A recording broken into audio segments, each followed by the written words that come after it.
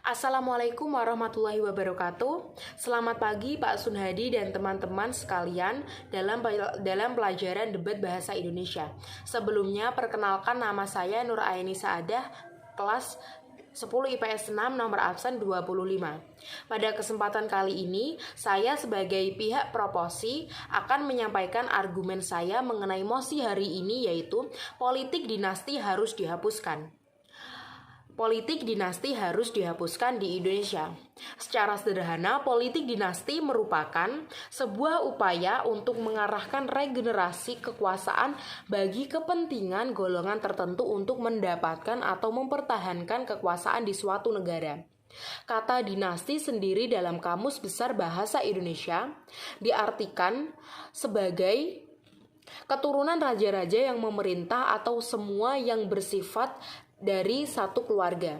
Dan pengertian politik menurut Wikipedia yaitu seni dan ilmu untuk meraih kekuasaan secara konstitusional dan non-konstitusional.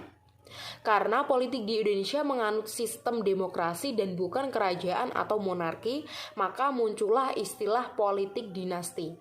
Dikutip dari Historia, Selasa 6 April 2021, sejarawan Universitas Gadjah Mada Sri Margana menyebut politik dinasti di Indonesia bukan hanya sekedar fenomena, tapi juga tradisi. Tradisi tersebut bermula dari budaya feodalisme di Nusantara yang juga menganut patrimonialisme.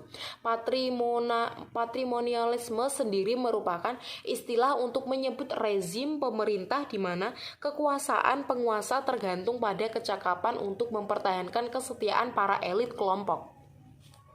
Memang budaya politiknya mengarah ke sana, garis keturunan ayah yang diutamakan. Hampir semua kerajaan di Indonesia menerapkan tradisi ini, termasuk dari masa Hindu, Buddha, Islam yang ada di Indonesia. Ada jurang antara jalan politik dan demokrasi yang dipilih oleh bangsa Indonesia pada masa modern dan kultur yang dibawa oleh orang-orang yang menjalankannya. Kultur ini tak mudah hilang begitu saja. Politik dinasti ibarat pisau bermata dua, karena di satu sisi praktik politik dinasti merampas hak orang lain, sebab berpotensi menggunakan cara-cara yang tidak benar, melanggar prinsip demokrasi dan hak asasi manusia. Sementara pada sisi lain,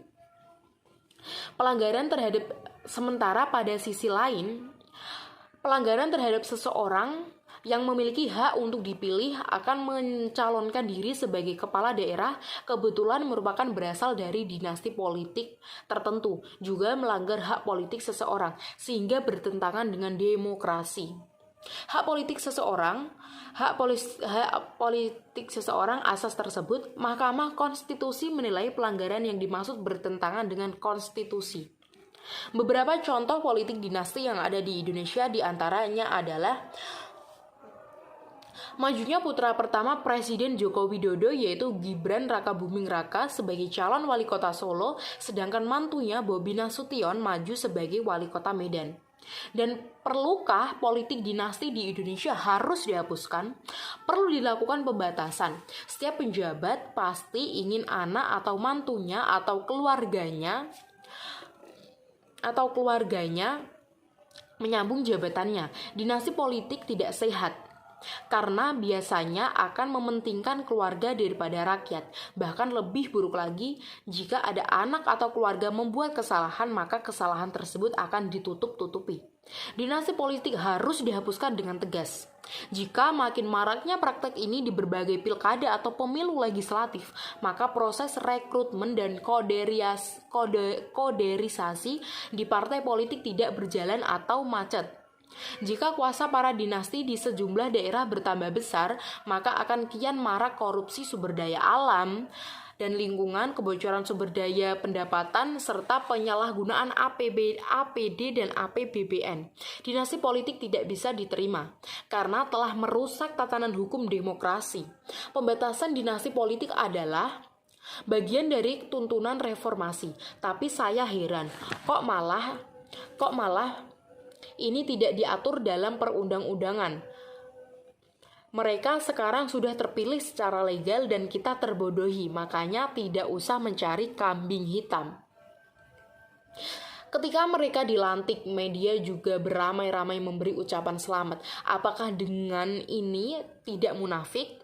Bukan soal dinastinya, tapi kriterianya yang harus ditegakkan. Saudara sendiri kalau memang kompeten, mengapa tidak biasanya berpikir bahwa orang Indonesia itu semrawut? Nanti ada yang kompeten, malah jawabannya, oh tidak bisa soalnya dia saudara bupati. Perlu dibatasi dan diawasi, tapi siapa yang dapat dipercaya di negeri Indonesia ini? Karena di negeri Indonesia ini terdapat krisis kepercayaan. Mungkin itu saja yang dapat saya sampaikan. Kurang lebihnya saya meminta maaf yang sebesar-besarnya. Wa'alafu minkum. Wassalamualaikum warahmatullahi wabarakatuh.